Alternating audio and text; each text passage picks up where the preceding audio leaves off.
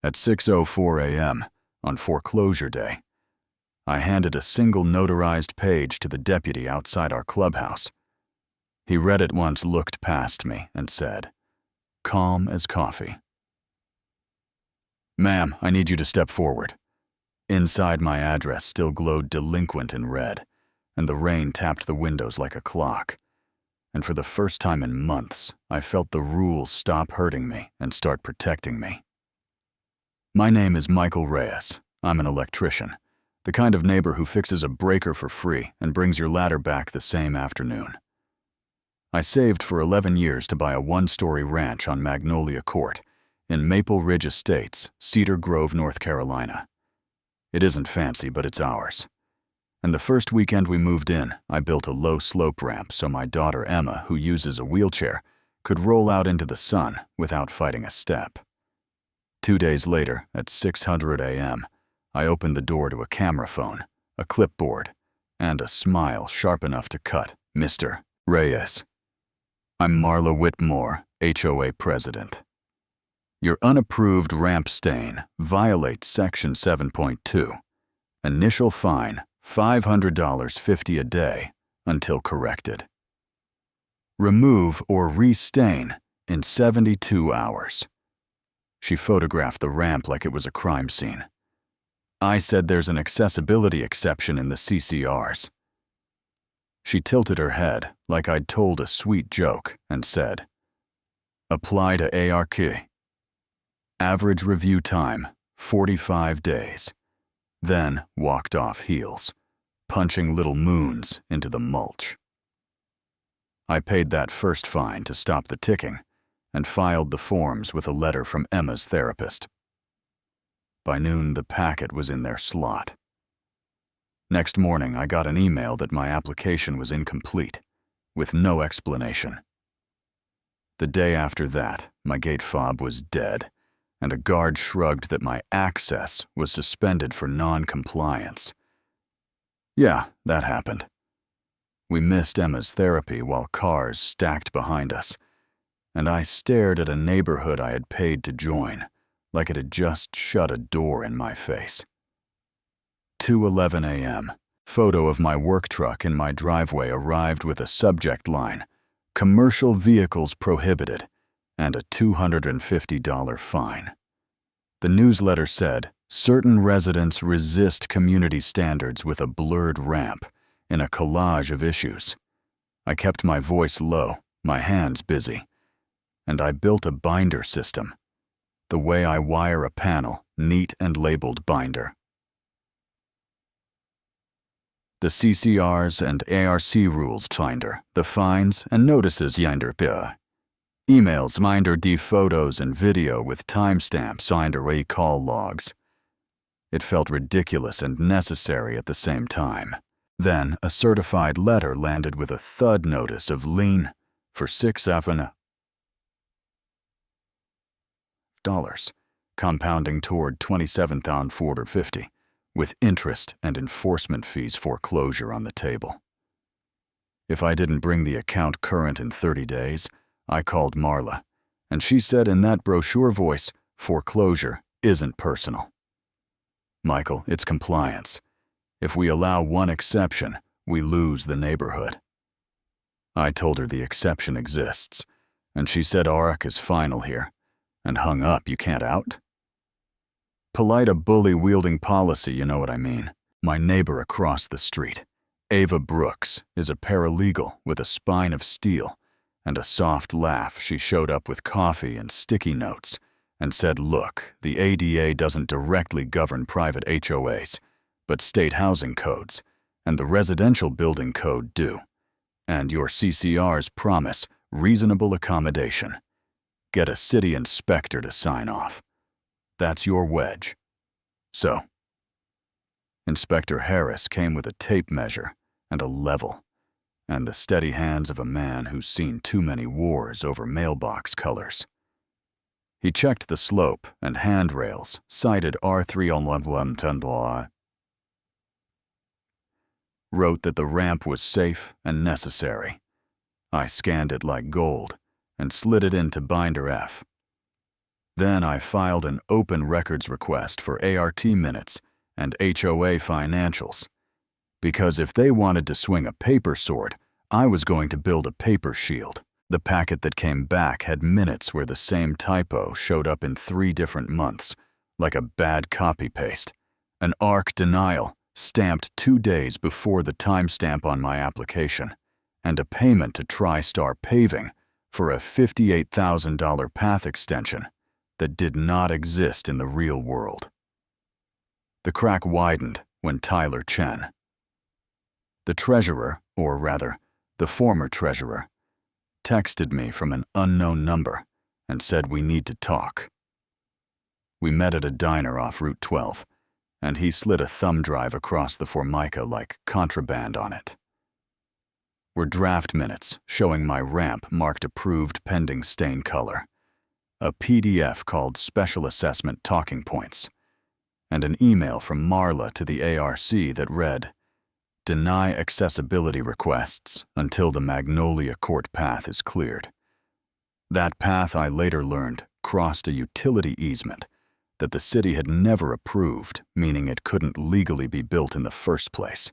When power runs out of facts, it tries fear. A white county SUV stopped at my curb, and an orange, unsafe structure, electrical, sticker appeared on my window. "I am an electrician," I called Harris. He came back, peeled it off, wrote a counter notice that said, "No hazard found," in careful handwriting, and I recorded Marla at the curb, telling me, "You can cry. ADA all you want." Final here, voice low, like wind under a door. Scheduled an emergency hearing for Friday at 7:00 p.m. to consider foreclosure, and I took Friday off to make a plan with Ava and Harris and Tyler's files. We printed side-by-sides of the posted minutes, and the drafts pulled the county parcel map and highlighted the utility easement.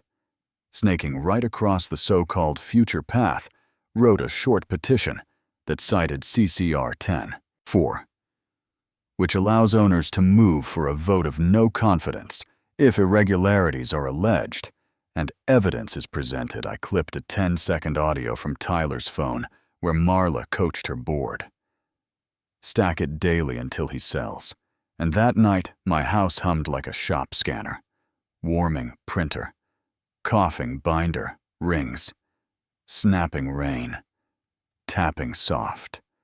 Emma asleep with her therapy helmet by the door like a little moon. The twist hit at 6:41 a.m. Friday, an email from the county recorder with a subject line, "Public Records Request Response. Maple Ridge. Phase 2. 2 sentences cold and clean. No municipal approval issued for the pedestrian path, referenced in HOA minutes. Any stamp included in private packets appears to be a draft." Ava read it twice, exhaled, and said, "That's document fraud."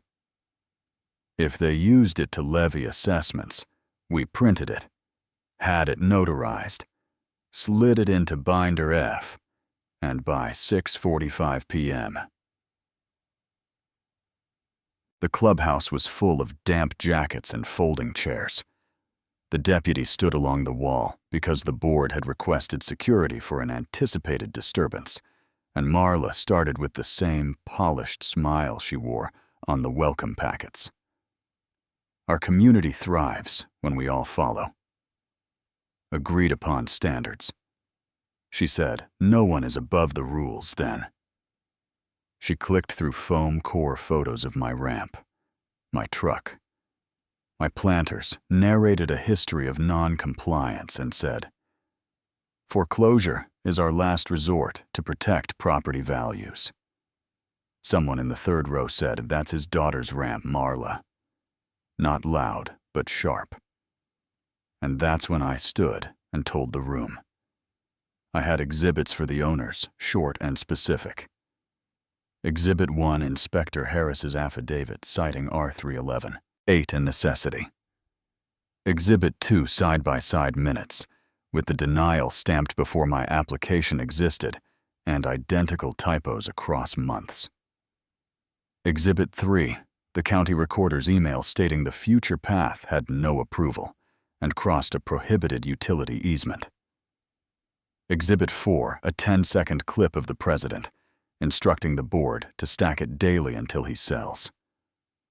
If rules are a sword in your hand, they're a shield in mine, I said, not angry, just done.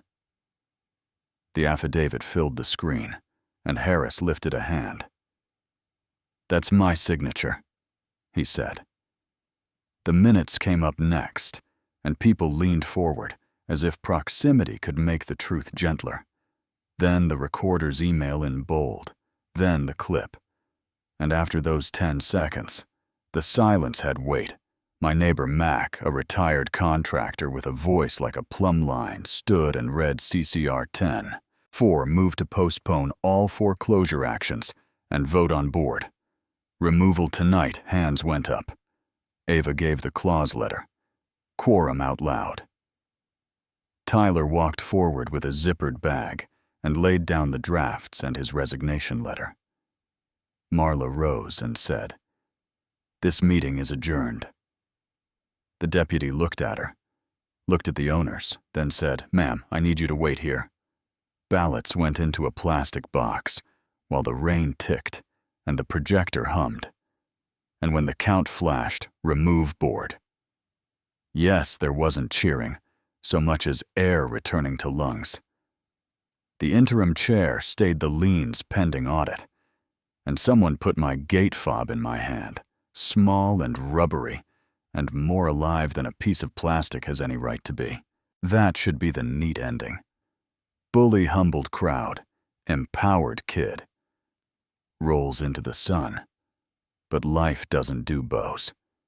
It does knots. The next morning, our neighborhood app lit up with relief and congratulations, mixed with worry about property values and comments that I had weaponized code.